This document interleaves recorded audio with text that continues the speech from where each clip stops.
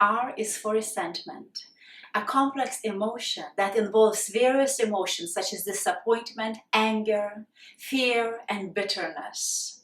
We experience resentment as a result of a variety of situations. We feel resentment when we receive a negative treatment from people, when we're discriminated, when someone took advantage of us, when they lied, when they cheated, when they said something they will do and they did not do. We resent people who didn't deserve recognition, but still received it while we were the ones who worked on it and we were not acknowledged. We feel resentment when we were belittled, ignored, when we were not being heard, when we were put down or purposefully humiliated. We hold on to resentment because of our past hurtful experiences that we continue to focus on. Job chapter 5 verse 2 says, "Resentment kills a fool, and envy slays the simple." This means that if we hold on to resentment, we're not just a fool, but we are slowly being killed in our spirits and in our bodies. Like a worm that chews on the plant and kills it, that's what resentment does to us. We will only know if we are fools and hold on to resentment if we truly examine ourselves, our behavior, and our thinking. One of the signs of resentment is for no apparent reason we become suddenly angry with a person. We also get very agitated when we speak to them. We might be responding to them with sarcasm or in a condescending way. Another sign is if we have these negative recurring feelings. A sign is also if we have difficulties to stop thinking of the event or a person that caused us to feel this negative way.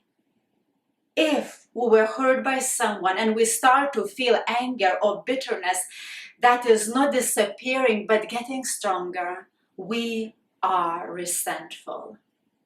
If we're tired living in resentment, there are some things that we can do about it. The first step is always to process the feelings on why we feel this anger, this bitterness, this resistance to let go. We should examine our hearts and find out the reasons why we are holding on to this resentment. Jeremiah 17 verses 9 and 10 says, "The heart is deceitful above all things and beyond cure. Who can understand it? I, the Lord, search the heart and examine the mind to reward each person according to their conduct, according to what their deeds deserve."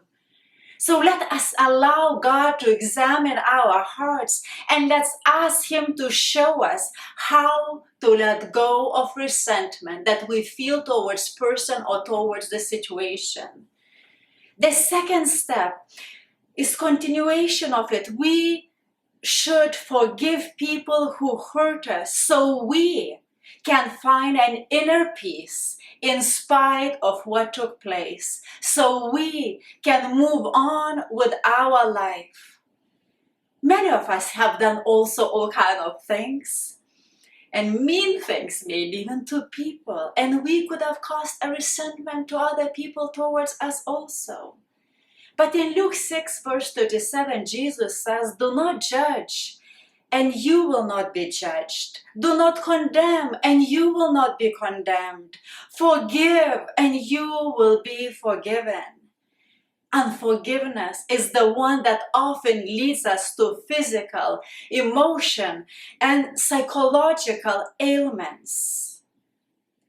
And the third step is when we feel resentment is starting to creep in again, let's immediately find something that we are grateful for. And we all could find some things what we can be grateful for. And let's focus on gratitude instead of the past and instead of our pain. Colossians 2 verse 4 says, "Devote yourselves to prayer, being watchful and thankful.